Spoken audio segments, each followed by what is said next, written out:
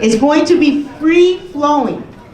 We're going to ask our panel guests to introduce themselves, tell a little bit about what they do in their personal or private life, or personal life, or whatever life they want to talk about. But the main point, we want to know what is their connection to the Reparations and the Migration Act. We're going to give them 3 to 5 minutes to do this. After the last individual, and it will be Miss Robinson at the end, that's when we're going to start questions. Once again, we're going to ask everyone to be respectful to our panel guests, but we also want to have true and live and real questions and some concerns that you may have about the reparations in the Migration Act. So now I'm going to turn it over.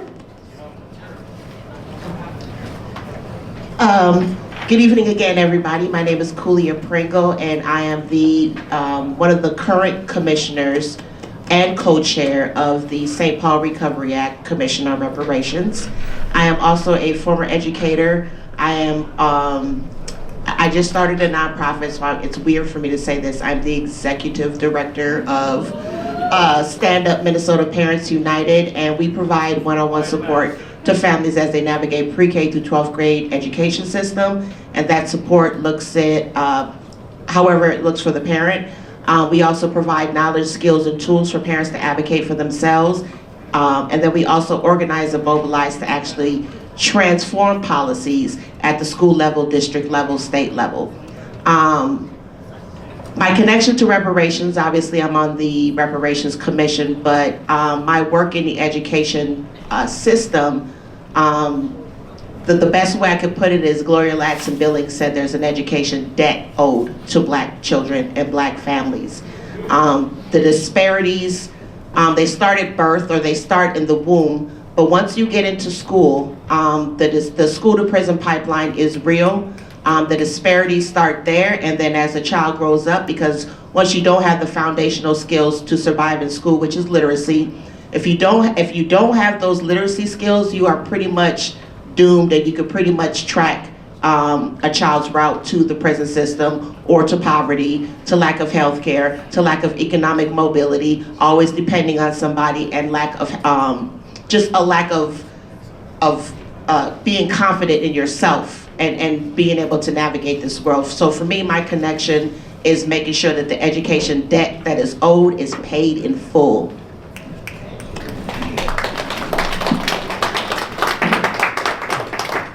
Good evening. My name is Bill English, and I'm having a bit of a problem right now, struggling with how I want to address this time with you all, given what I've heard. I prepared for this meeting, but I was preparing what I wanted to say.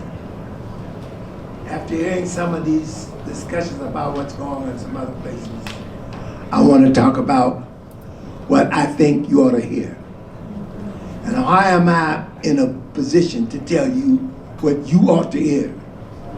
91, I can tell you that, because on May 18, 2024, I was 90 years old.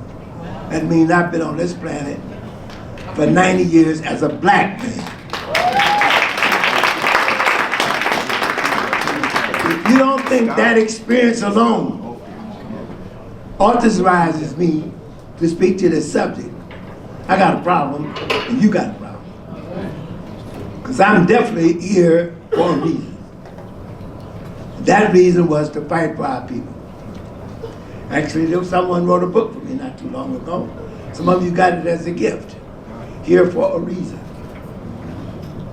So that book is out. I encourage you, if you want to know something about what drives this old man, it'll tell you all about the things you need to know about me. Including the good, the bad. You know? The fact that I said in the book a chapter called The Elephant in the Room. 4 wives. Bunch of womanizing. had to acknowledge it. Them women didn't do anything to me. I was the fool.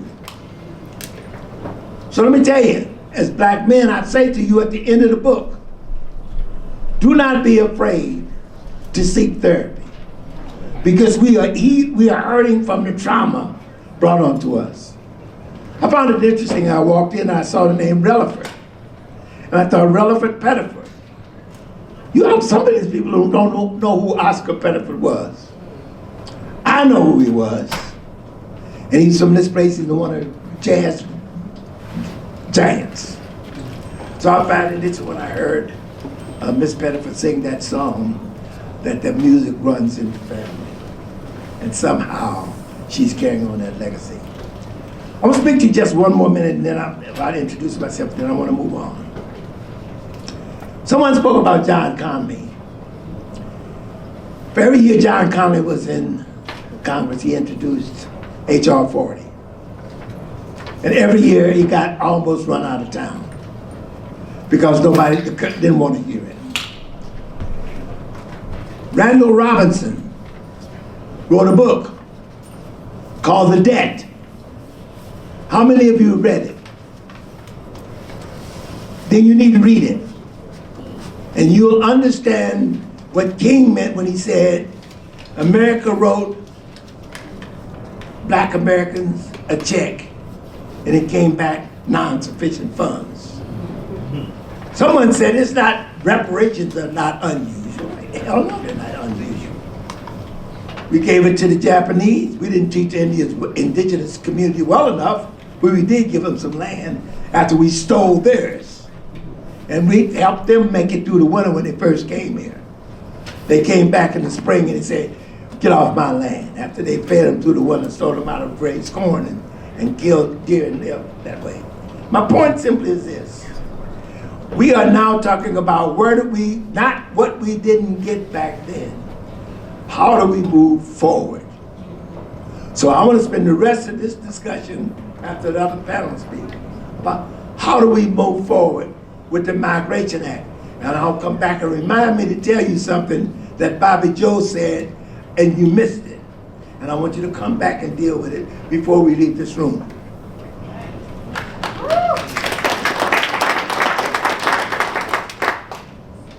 Hey folks, my name is Lynn Hinkle. I live in Minneapolis, 400 paces away from where George Floyd was terroristically murdered. I'm an activist working on reparations, overcoming the possibility of the city doing a gentrification development plan there. What I'd like to focus on right now as a reparationist, and no, I'm not a Methodist, I'm not a Baptist, I'm a reparationist. And I want to talk about and add to some of what Sister Relaford talked about a moment ago about reparations being on the move in Minnesota. A month ago, there was a conference held by a group that's been around for a while, Facilitating Racial Equity Collaborative. And there were 200-300 folks that showed up to deal explicitly with reparations in action. Not just folks in this room, but a lot of folks that aren't even here who decided to intentionally delve into mechanisms to engage in reparations. During that conference, there were a couple of keynote speakers from the Minnesota Council of Churches, large organization obviously in this state. One of the keynote speakers was Trahern Crews. Trahern, myself, Jeremy, other folks were responsible about a year ago putting on the first reparations conference in this state. It was sponsored by Black Lives Matter Minnesota. It wasn't the first conference, however. It was the first. Then we had another one back in August, Black August, another reparations conference where we were able to understand. We had presentations from folks that were doing reparations work in other parts of the country. One of the workshops at the first conference, the BLM Minnesota workshop, had to do with restorative actions. That was referred to by Sister Relaford. As it turns out that Trahern Crews is also a trustee with restorative actions, and I think, if I'm not mistaken, Trahern restorative actions is actually distributed close to $500,000 to different organizations that are representing reparations. The point there is that there's actual motion, there's actual resources that are being distributed, and this isn't a public sector issue. This is faith-based organizations that are in the process of moving forward. They've set up a model that ought to be replicated, not just across the state, but across the country. Tomorrow evening, there'll be a second round of training for reparations that's being put on by the Minnesota Interfaith Power and Light organization. So there's a couple of hundred people that have gone through a 4-part series training primarily white folks on what reparations is. This is the second round of a 4-part series that's going to be convening tomorrow. So we've got folks that have been attending the first BLM, the second BLM conference on reparations, the Reparations in Action conference just a month ago, the training that's going forward with reparations, reaching out to communities of faith. I want to report that as a result of some of the work that's gone on at George Floyd Square in relation to the city of Minneapolis, 10 days ago, the City Council of Minneapolis approved, as part of its legislative agenda, support for the Reparations Act at the state level. So they'll be sending support or providing testimony that Representative Hussein was talking about needing to move forward during this session. The reason that I'm pointing all of this out is that there's an intentional group of reparationists outside of this room that we're going to mobilize, we're going to organize to provide support to get the Migration Act over the finish line this next session. It's been out there.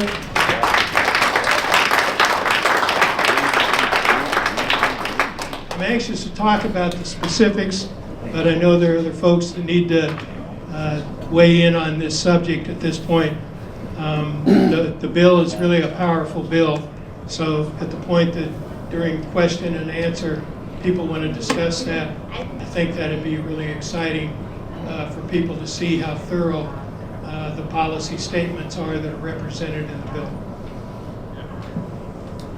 Good evening. My name is Carla Robinson, and I'm also one of the St. Paul Recovery Act commissioners. And in my day job, I work at Best Buy as a manager, an operations manager, and I'm one of the advocates for their Black ERG. I've been heavy in the Black ERG at Best Buy, and really believe in diversity, equity, and equality, especially for our community. I grew up in St. Paul. My parents, almost all of their friends grew up in Rondo.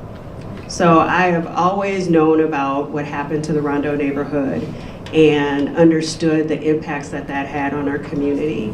And so I think when you grow up in St. Paul, you know about Rondo, and you know that we deserve something better than what we've received in terms of Rondo.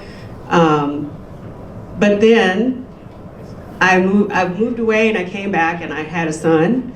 And so as you know, you have a young Black male you're trying to raise in St. Paul, there are just so many things that come up that you say, it all stems from the treatment that we've had as a Black community and the opinions that the greater majority in this state have about us as a people. And the impacts of slavery are felt every day in every space that we are. That leads to the economic divide that we have, and we can't catch up. There is nothing that we can do on our own to catch up to 400 years of oppression. And we have it, no matter what we do to try to overcome, it's always there. And so when I found out about the Reparations Commission, I was like, I need to be on that because I need to be a part of this because I want to help our community. I want to help bridge that racial equity gap, the wealth gap. And once you bridge that gap, then you can start fixing all the other things, right? It's going to take time, but wealth is where it starts, right? Wealth is the main thing that keeps us from achieving all the things that we can achieve as a people. And I've been fortunate enough because Trey, he keeps on asking me to do things. And so he was like, don't you want to help us with the Minnesota Migration Act? And I was like, well, you know, I'm pretty busy, but it's important. And so that's why I'm here. I'm here to do what I can to move the reparations movement further in Minnesota.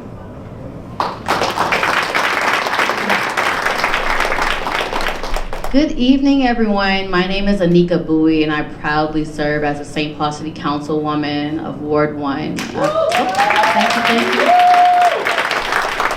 I love my community because y'all make it worth it. It's definitely a job at hand. I represent Rondo, Summer University, Frogtown, the North End, Midway, also the Cathedral Hill area. And before I even get started, I just want to say when I look at this room, I'm just so proud because I've been in these rooms with many of you all, and you all know me. And I just want to say thank you to my elders for always lifting me up. I have to give my flowers to you now. I also want to say thank you to my youthful, spirited elders who, make sure keeping the fight going because I remember a time when reparations was a pie in the sky type of conversation. I remember a time when people didn't normalize reparations, particularly in government agencies. So I just want to say I appreciate, you keeping the good fight. Our ancestors are so proud. I know as I'm serving in this term, I really guide myself through the principle of being our ancestors' wildest dreams. I also want to give recognition to some state reps, some officials that's here. We have School Board Director Chantel Allen, woo woo, St. Paul School Board Director. First time ever Black Lives Matter activist ever to be elected in the entire country. We have our state representative, Esther Abaji, here as well. Fierce advocate from the north side, but she's just making sure she's, supporting, advocating for renters and everyone across the board. And y'all saw my brother, Representative Samakab. He keeps me busy, okay? Y'all think y'all keep me busy. He keeps me even more busy. I'll be short because I know we're just doing introductions. I'm born and raised from Rondo. I'm a Rondo baby. And people who know me, who've seen my leadership, actually was on the other side of the river. There's this big myth, right, that Black people from St. Paul and Minneapolis don't work together. And that's a huge myth because I have family over here. And I used to serve as the chair of the Criminal Justice Reform Committee for the Minneapolis NAACP, where we had waived thousands of warrants, where we issued warrant forgiveness days. Really proud of that work. Also served as a vice president over an all-woman leadership Minneapolis council, with the first in the entire nation to see that level of, that body of women in leadership. And then after that, I decided to run for city council in 2019. I was not successful, but I'm really happy that I did not win that time because it taught me discipline and it gave me the opportunity to really work with my community on building policy and political change. So after that, I founded an organization, was really like an affirmation to myself called Run Like Harriet. And this affirmation is what kept me going and staying courageous, especially in this political field, which gets very, very dangerous, especially when you're trying to do the right thing. It can be very, very hard. So I started Run Like Harriet and organized, tens of black women, courageous black women, to run for office, and also inspired and empowered so many young people across the country to look at political positions as opportunities for change.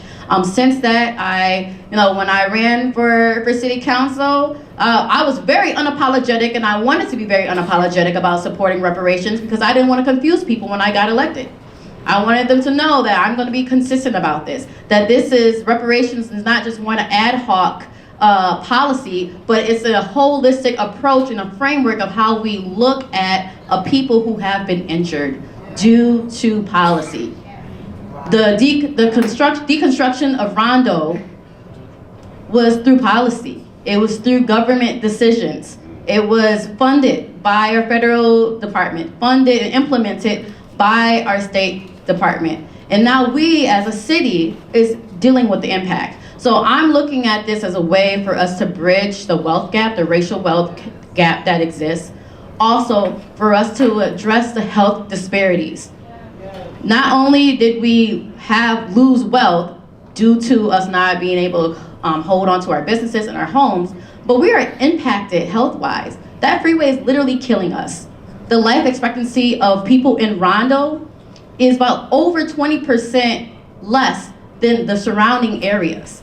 When we're talking about asthma, and we're talking about cancer, and we're talking about so many things that keeps us cycling into our hospitals, running up our medical bills, and even just like as a collective, spiritually, how we convene as a people, I think we need reparations is the answer. We are, and like my sister in Evanston, I know the chair Crews and some of the staff had a chance to go to Evanston, which they were the first city in the country to do this. But my sister Robin, who was the city council member at the time who delivered the reparations, I had the pleasure and the honor to meet her in Geneva, literally in Geneva, Switzerland, advocating for reparations. And when when we met each other and I told her, I'm like, hey, I'm trying to do a good fight and get reparations out the door, at least in my term or something, she gave me a big hug and she was like, sis, you're gonna need this hug.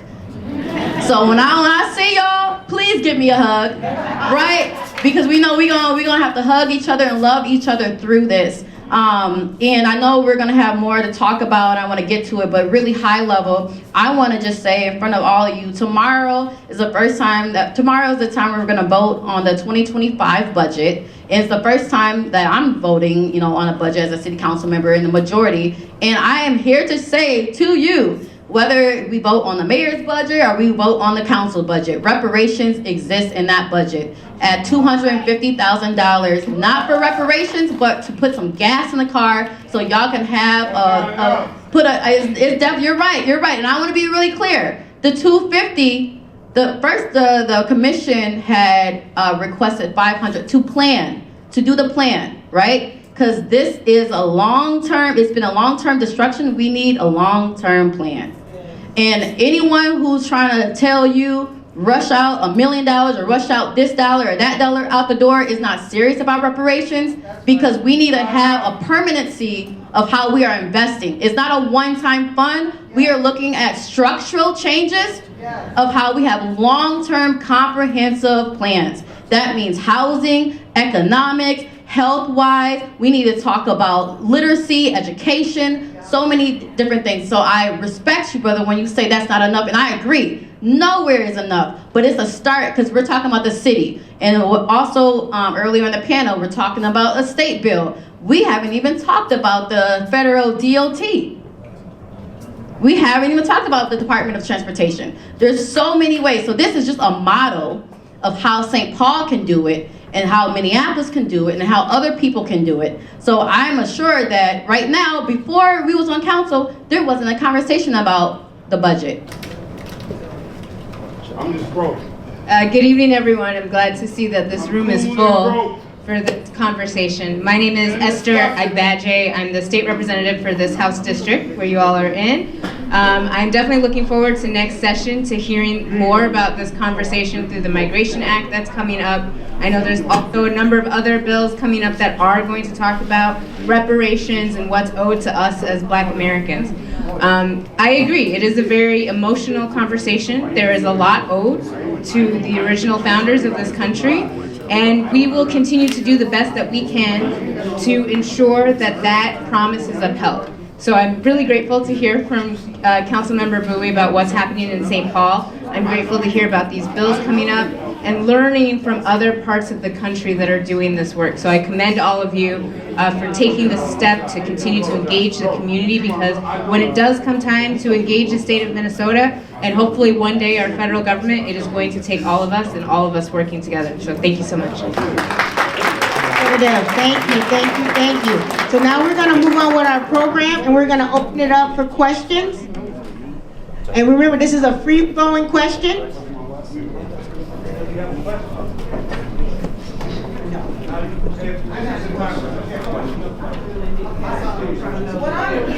The difference between the Migration Act and the Reparations Act. How does it seem like reparations get rolled over for the quick move on migration? Can you clear me out on that? Can I answer that? Yes. So the Migration Act is a bill to push forward reparations. It's called the Minnesota Migration Act because our ancestors migrated from the South to the North to find a better life, but still found white supremacy and institutional racism, the third biggest racial wealth gap in the country. So that's why it's called the Minnesota Migration Act Reparations Bill. It's just a title, but it's a reparations bill. It's not moving away from, you know about the Great Migration, right? Yeah, so that's why it's called the Great Migration, because most of us here came from the South to the North, and that's why the bill is called the Great Migration, but it is a reparations bill. And it's HF 2397. You can pull it up on your phone and you can read it, and it'll explain more so you can understand what it is. And so he's talking about, and I understand Brock did do that, but it didn't pass. So if Brock had a bill and it passed, then we wouldn't be here today. You know what I'm saying? He wouldn't be screaming. He'd be where he need to be, but Brock didn't get it done. But we're getting it done in our lifetime. We're doing it today. That's why the St. Paul Recovery Act has passed. That's why there's 117. And we are doing it together. That's why we're all here. But we're doing it out of love, and we're doing it out of respect. So that's what there's 117 reparations commissions across the United States. California has one. New York also has one. Illinois has one. And this year we're hoping we will make sure that Minnesota passes the Minnesota Migration Act. Preparation. Why are you trying to get reparations? The preparation for this hurdle we got coming up, you know, with the Trump folks and all of that. Yeah, you know, how far are you going to bring it? And obviously it's probably going to be put on block from his administration in some type of way. So what's just a movement to get it to there and then just leave it there until he blows over? We need our money. We broke. They broke. They ain't just telling you the truth. They broke. Oh, no, I know questions. So in terms of that last question, the Minnesota Migration Act is specifically for Minnesota, for Minnesota state government here. So Trump can be indirectly in opposition, but cannot actually stop what Minnesota is doing here, right?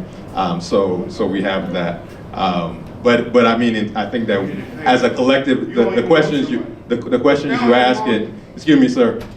The question you asking is I think it's important for us to think about those types of questions as things that we all have to do as a community, because to really move, whether it be at the local level or at the state level, to really move some of these measures forward that really community wants. Like really that we want as a community, we're going to have to find a way to work together hard. We're going to have to really find a way to work together hard on some very difficult stuff, and then really find a way to go across our disagreements. So I'll... I was but there are still people migrating all the time. So how do you separate those? There you go. Well, You have a bill that maybe 5 Okay, years down the line- she has the floor, then I'm gonna bring it over. Okay, just, and then. Good question, so we'll definitely. I do have a question. Thank you so much for this because it's been extremely informative. I'm a historian, so I dig a lot, but I still learned a lot in this space, so thank you. But the sister, you broke down all the different pieces of reparations, and truth-telling was one of them. I'm guessing that that's connected to the education system. And as a school board member, I'm just asking the panel, and maybe you can answer it too, what are some steps that we can take to start moving towards reparations within the schools, public school systems?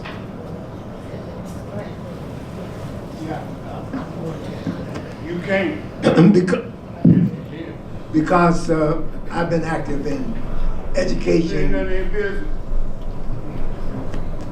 I'm gonna do my best to ignore stupidity. Okay, I'm gonna ignore that. You ask a question. First of all, we got to get engaged in our schools, more than at the board level. You and I both know that Education Minnesota, every politician I know, DFL is definitely scared of Education Minnesota. Education Minnesota is the teachers union that drives the politics of this state. If you don't know that, you're missing something. The Minneapolis Federation of Teachers drives, the head of the teachers union is now sitting on the school board of Minneapolis. If that isn't a conflict of interest, I don't know what is. So there are unions going on across the country. Khulia, you work for the national one. There's a Minnesota Parents Union here. You're working for other people, so sister, there's answers for you. But it starts with number one. Ask yourself the question, whether you're white, black, or green. Why don't we teach civics in high school anymore? Why don't we teach that? Why don't we why are our kids, even today in Minnesota, 30%, only 70% of white kids read at grade level. Only 33% of African American kids read at grade level. No. No. I'm trying my best to be patient, but anyway, I'm trying to get to your question. So let me finish by saying this. Financial literacy, financial literacy, reading by 3rd grade is absolutely critical, and having math skills. Algebra is the new skill that African Americans need to fight in the civil rights bill, in civil rights, because without algebra, our kids can't function in a world where Chinese kids are doing high-level trigonometry in elementary school. This is a world economy now, so that's where you can do that up in school. And one more thing, it's been done in another state, and I was hoping at some point that the St. Paul Recovery Act reparations commissions will partner with St. Paul Public Schools. Chantel, you've already started getting a African-centered type of situation going. I think that's part of it. Right, situation. But there's a school that's in another state, and I can't think of it for the life of me, but I am going to connect with the brother. But it's a school that was set up by the city to have students learn about how city government works. And so you talk about, like, to me, like, that's I don't know, that's why I see reparations going, like some sort of school that integrates students into how government works, how business works, so that it's not just a situation where it's an internship, it's not a situation where it's a class, but we all know it's not about who you are, it's not about what you know, but it's also about who you know. And your network determines your net worth. No. And if we can connect our children and our students to city officials and city governance and get them that experience early, I feel like that way we can integrate them more. Integrate them more into the fold and fabric of our community. It's their money. It's their money. It's their motherfucking money. They want their money. They want y'all to have their money. You better get it. It's their money. It's their money. All right.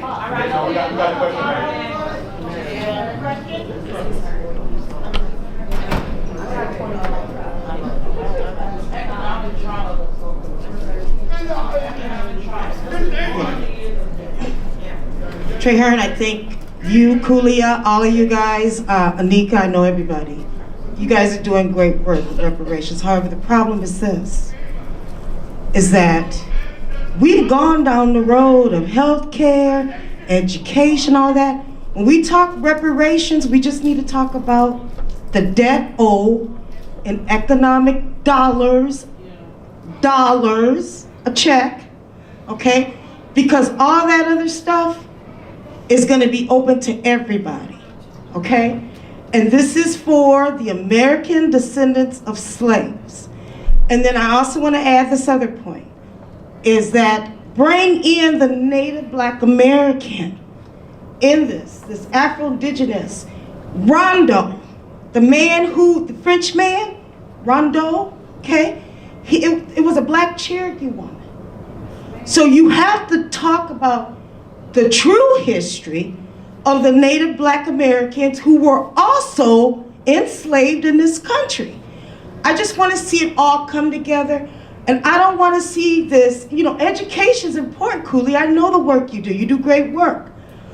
The politics are great. You gotta be able to spell reparations. We need a check, and I don't want to hear my reparations being talked about in the form of any type of social program at all, okay? Because the check is going to bring the wealth. And I do want to respond to that.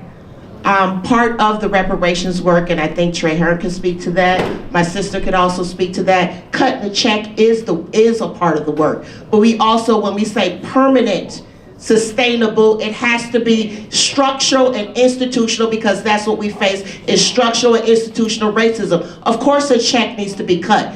We are planning our commission, one of our goals is to do a harm report so we can establish the harm that was created and say, yes, a reparatory fund needs to be established, we need to get money, and folks need to be cut a check.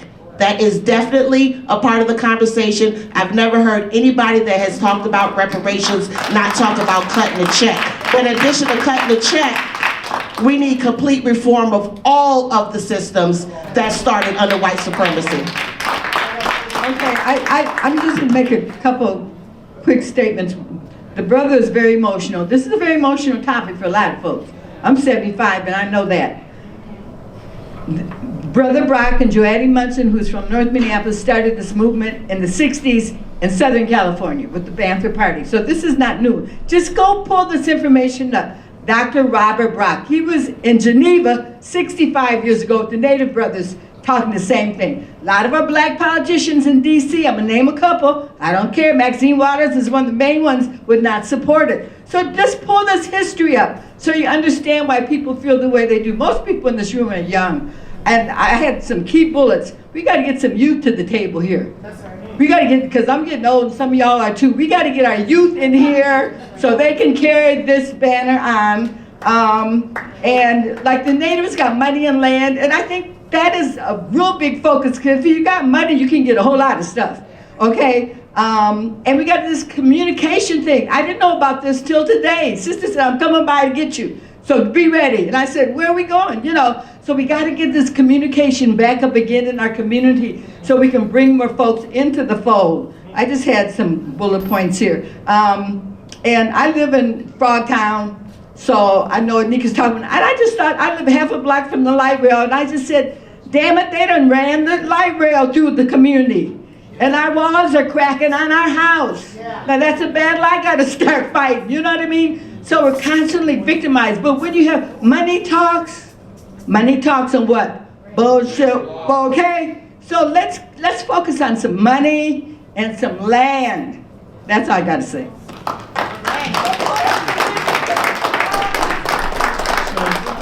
So, I think it's important for people to understand what's actually in the Migration Act. There are different sections, and why it's important, I think, is that there are a number of you in this room that are likely going to respond to Representative Hussein's appeal to come and give testimony to support the bill. We're going to develop talking points for people so that you feel prepared to provide testimony.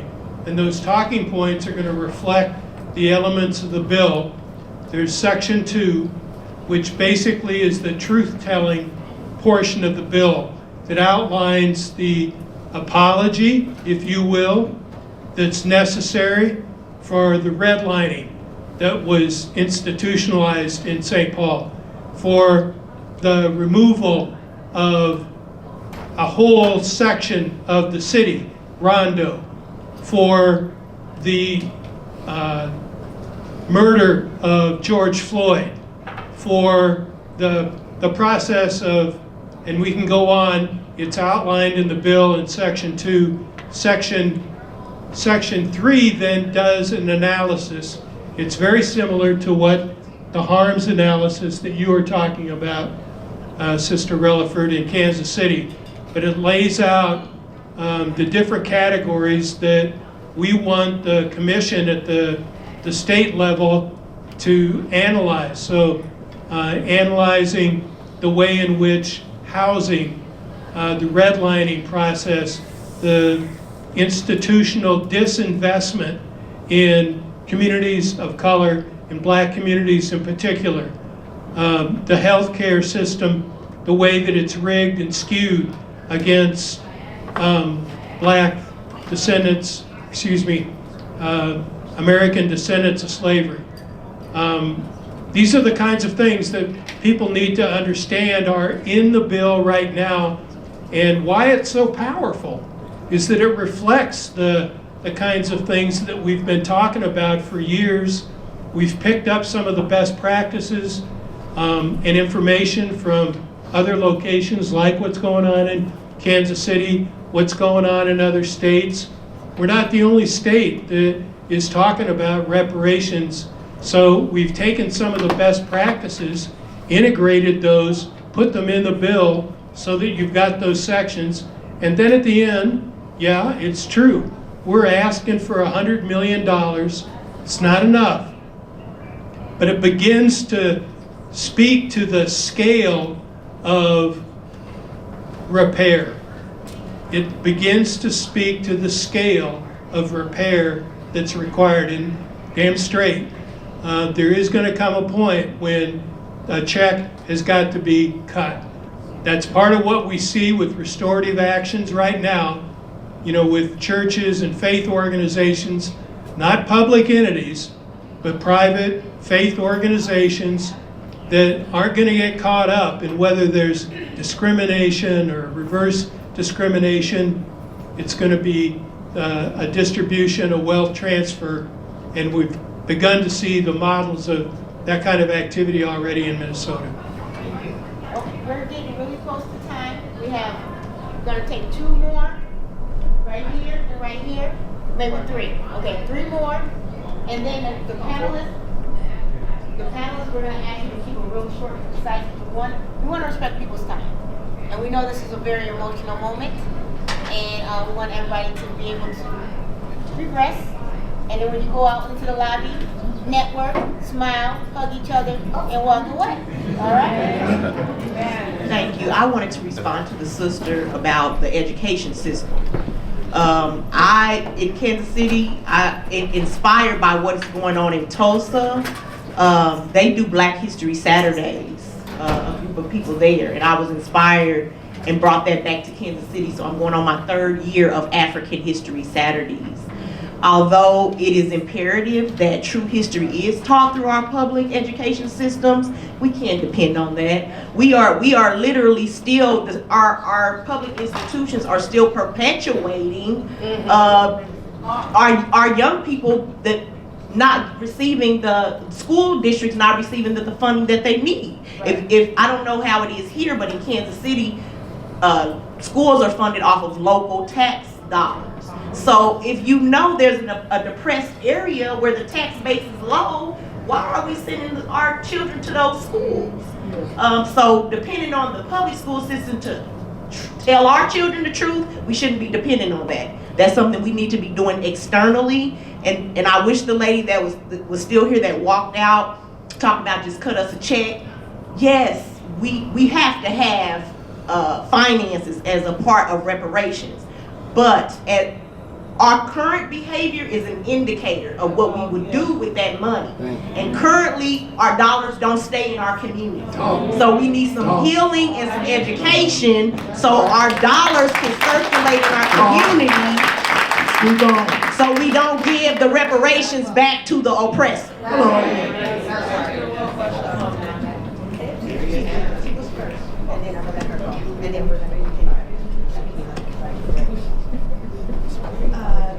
Thank you for the mic. I'm Peniel Churcher. Many of you know me, many of you don't. I am a double descendant of Rondo. Mama and Daddy was put out. Let's talk about it. I really dislike that you said that, my love. COVID showed me what this community, what Rondo community, what the community of Duluth, Mankato, St. Cloud would do with this money. I watched more businesses be opened by my friends who are descendants of this America. I have watched them flip this into homes. I see business owners' licenses. If your crew ain't did it, change your atmosphere. Educate those around you, because that part starts at home. My grandmother, my great-great-grandmother, I heard her name, Geneva Hayes, right here in Rondo community. Let's talk about who we talking about. They wasn't wrong with what they were saying. It just wasn't done the right way. We don't need nobody else telling us what to do with our money. When I watched my mother became the King's grocery store right here, that is now the University of Minnesota, and they took her, Mr. King, and every other one of them 30-some odd people right on to jail to take that man's stuff. I watched them put immigrant after immigrant after immigrant in our communities to open businesses with no ID. They ain't had no financial literacy, no education. You didn't even ask these folks, could they run the business? You gave them loans and homes. Quit telling us what we got to do with our debt. When you owe me $5, if you borrowed it from me, I didn't ask what you needed it for. And when you give it back, don't tell me what I'm going to do with it. It's mine. You owe me. That is why you've seen the outburst you've seen today. It just wasn't done in a proper fashion. But the word was correct. This is literally a debt owed, not your feelings. And it ain't owed to everybody, because everybody wasn't here. I said my mama and my daddy. Everybody can't say that. Shout out to Cuz over here, who got 110 years in this system of Minnesota Rondo. It is her family that invited my family that was cousin. These roots is different because we Mississippians. And if you knew the word about Mississippi, then you know what no Africa in Mississippi. We Mississippians. And the true education starts with getting this BS out of our school and teaching them what they need. Civics, finances, how to run a medical and biology and science. We don't need no more pacifiers. Our babies ain't learning nothing. Minnesota was #1 in the nation education in 1980. What happened? We were 1% so-called black in 1980.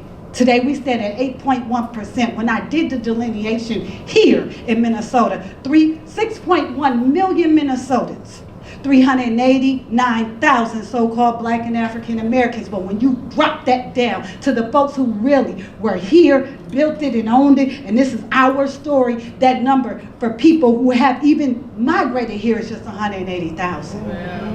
When you bring it back to just Rondo, it's 80,000 people. You telling me you couldn't cut a check for 80,000 people, 189,000 people? We got to keep begging. It shouldn't be a beg, baby. In Minnesota, our numbers is real clear. Our people are real clear. Our names is real clear. The Lindsays, the Tollivers, the Hayeses, the Johnsons, the Jacksons, the Bowies, the Scarvers, the Houstons, the Christophers. I don't need no help. I need my check. Because see, with that check, we could go and make our schools. Shout out to Love Works Academy. Shout out to Afrocentric Academy. Shout out to Harvest Preparatory. Best Academy. We did this and do this and continue over and over to show this world that with your oppression, we still the greatest in the world. I brag on Minnesota. It is an insult to who we are to tell us we need anything other than what you owe us. And I'm going to end it there. And then I just wanted to say something real quick. Brock did great work. Love Brock. But even with her presentation, before Brock, there was Callie House. Before Brock, there was Queen Mother Moore. Before Brock, there was Harriet Tubman. Before Brock, there was field order number 15. Right? So we can't just say, oh, with Brock, he had all the answers. No, we can't, but we honor what he did. And then there's John Conyers after that. Right? And then there's Camilla Moore now in California. And there's Janae Rutherford. There's Cam Howard. So there's a lot of people doing this work. It didn't stop with Brock, but we love his contribution, and we're standing on the shoulders of his work. When we talk about reparations, it's emotional, but the United Nations has 5 plans. If we just looked at all this.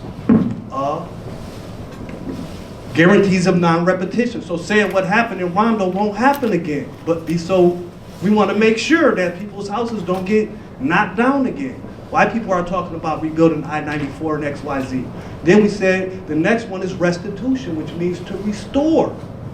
To restore something. So can we restore Rondo? And then there's, after that, is compensation. And then there's rehabilitation. So we know just by what's going on in here, we need to be rehabilitated. Because white supremacy and institutional racism harms us socially, politically, economically, spiritually, and emotionally, right? Now you preaching. And then, so also we were the only ones who went to Rondo and got over 500 surveys done. And it tells you what we talked to the Johnsons. We talked to the Crews, we talked to the Scarvers, we talked to the families who built Rondo, we talked to the grassroots, and this is what they told us. Number 1 was direct cash payments, yes, 66%. But then after that is free higher education. So the people in Rondo want to be educated because they want to know what to do with their money when they get it. So we don't just say, give me my money. We go out and talk to the people and ask them, what do you want? What forms of reparations do you think they should take? Number 1 is direct cash payments. Number 2, free higher education. Then also relief from all forms of taxes. Then what do you think, this one, because of what happened to Rondo, what kind of investments or what kind of reparations should be paid to the descendants of Rondo? Asking people of Rondo. Number 1 wasn't direct cash payments. Number 1 was direct investments into the Rondo community. So we need to keep educating each other and talking to each other. We can get mad, emotional, but we have when we have their names, we have their data, we know where they live, we have their zip code, their address. Exactly, so we can talk to them and say, why did you say this? Do you still believe this? But that's all that's why it's good, and we love, but You said we need our legislatures to push the agenda ahead to let them know that what black people need in this country and what we deserve. So I just wanted to say that. Thank you. I said before, I gave up the mic before. I want to remind you all what Senator Champion said. What went on here tonight has been going on in our community for more times than I can regret over the 90 years I've been on the planet. We get in the room and we get to insulting and fighting each other. That is insane. And the idea of keep doing it. And I understand the emotional aspect of it. I understand the emotional aspect of it, but it's now the time for some solid thinkers. We don't need incompetent people leading us. I'm going to try and be short. So for those of us, this is my first time coming to this forum. Thank you for everybody for participating and being here. What is next steps? What do you suggest is next steps that we need to do? I think somebody mentioned contact our legislature, or what do we need to do? Second part, I have a question. I'm first generation American. And I know there's a lot of us in this room, might be, or at least in the state of Minnesota. My family left this country 215 years ago and fought for the British to leave this country to be free. Went to Trinidad, where my mother was born. And now I'm back here. I'm first generation American, so I still will say I'm ADOS. But where do I stand in this conversation? Because Minnesota is my home, the United States is my country.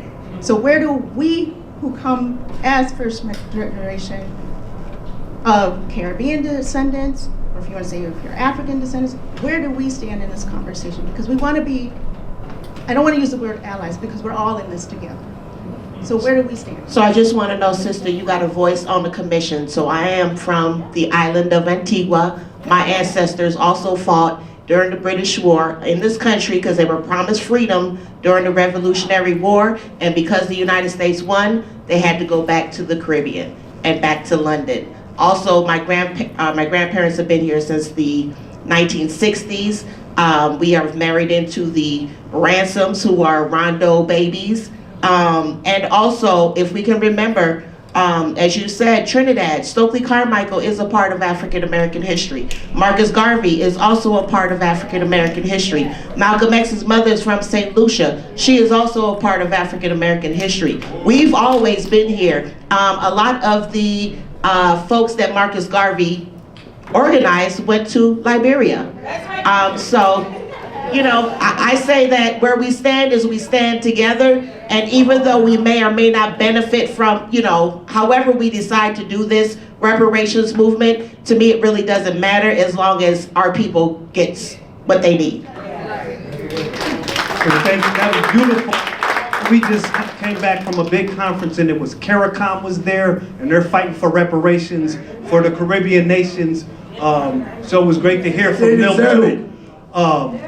The next steps will be Samakab Hussein, who was just sitting across from you, is going to reintroduce the Minnesota Migration Act in this next session. And Sandy Pappas, who was here, is going to be sending him the jackets for that bill. And so we'll be having hearings and pushing it through committees and trying to get it passed in this legislative session. So we will need you guys to come out to more meetings like this. When there's hearings, we'll need you to come to those hearings and testify why this bill should pass. So I want to thank everybody for coming out tonight. I want to thank Dr. Christopher Lehman. Our next session like this will be in February